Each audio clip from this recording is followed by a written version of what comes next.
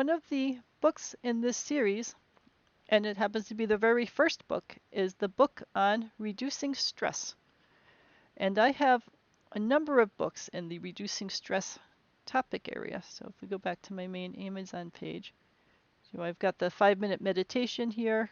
It should be completely free on all platforms, so Apple and Amazon and Kobo and everywhere else. And then somewhere down here should be my yoga. That happens to be the Yoga in Bed book, which should also be free everywhere. And then my journaling book, which should be free everywhere. And there should be just a general yoga book. It's just not sorting to the top for some reason. 10-minute yoga book, and then somewhere is the full yoga book. But in any case, here we go.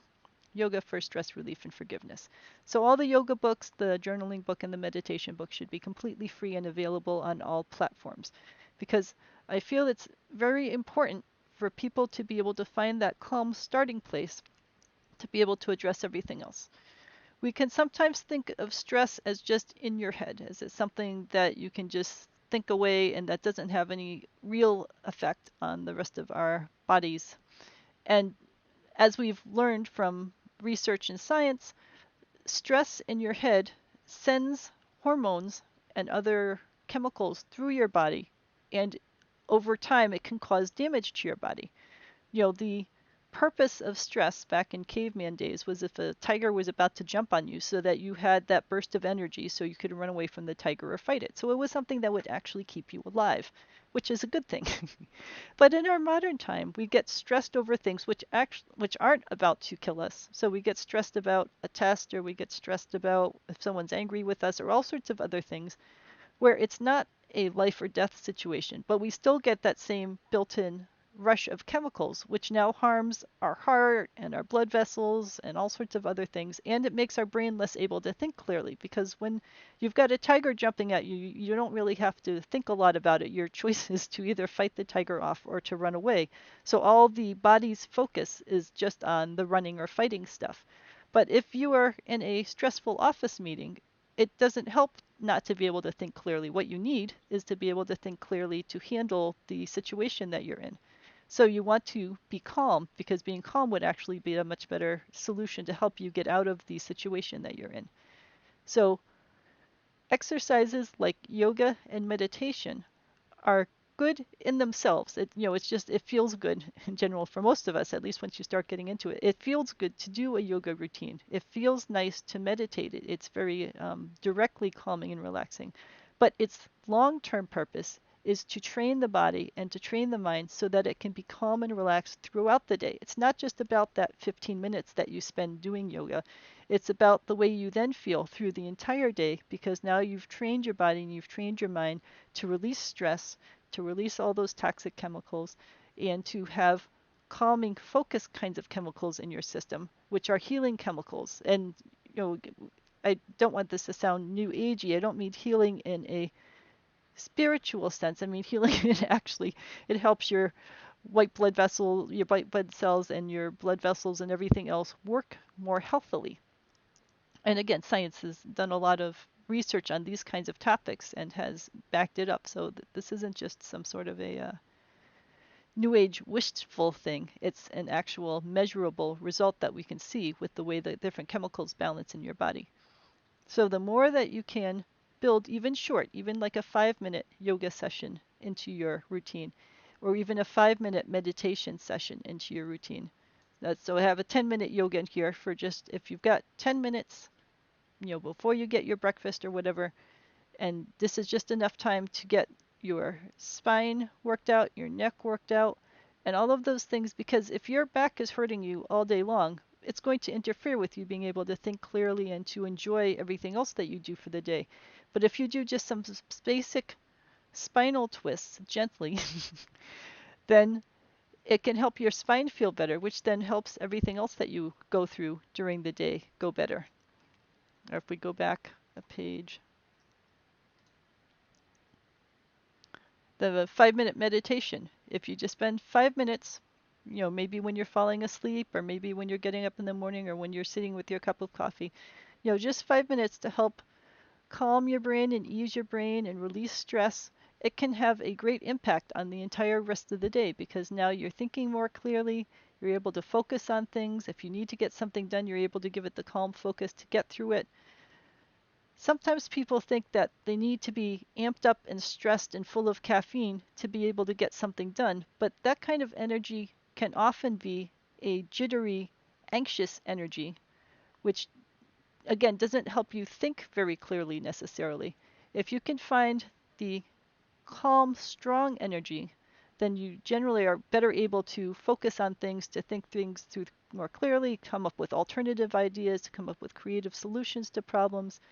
And if you're a sports fan, then it's often what quarterbacks will call getting into the zone. You know, a quarterback doesn't want to be frazzled and looking wildly around for what they're going to do. They want to know what the situation is, be able to see challenges, and be able to quickly choose the best solution that's available to them. And it's that kind of calm energy that we're aiming towards with the 5-minute meditation, the 10-minute yoga, and so on. So work these things into your schedule in small doses. You know, if you think about, oh, I have to do a full yoga session every day and then full hour long meditation every day, it will seem too daunting and you won't even try to do it. So think small.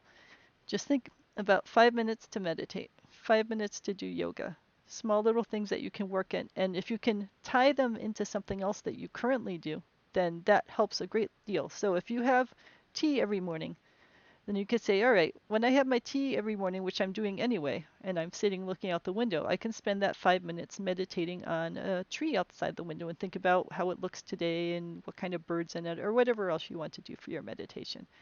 And the more that it's connected with something else that's already part of your schedule, the more likely it is for you to start doing this new thing. So just some things to think about. The more that you can find calm, focused energy in each day, the more likely you are to be able to stick with your task lists and to stick with other projects that you're working on and so on. And the more creativity that will flow into you, generally the better you'll be able to relate to people around you because now you're able to listen more clearly and focus on what they're saying and so on. So it has this big ripple effect with everything else that you're trying to tackle in life. So I do recommend short meditation each day, a short yoga session each day, and then, like I said, one of the things in this set is the journaling book. I do recommend journaling because journaling is a good way to review the things that happened during the day, to be able to think about what things worked well for you, what things maybe you could have done a little differently, because you can't change the past. The past is gone and out of our control. As much as many people wish they had a time machine and could go back and change things, sitting and obsessing about things from the past doesn't do much good because it's completely unchangeable. It's out of our reach. All we can change is this moment that we're in now.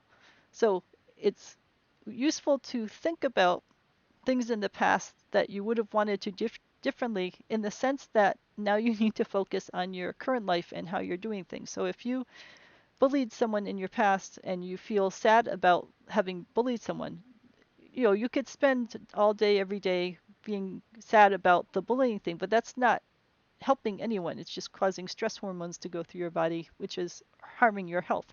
It would be much better if you spent that time working on some ways to help people feel better about themselves in the present, because then you'd be learning from what happened and you'd be using your energy in a way that helps people going forward.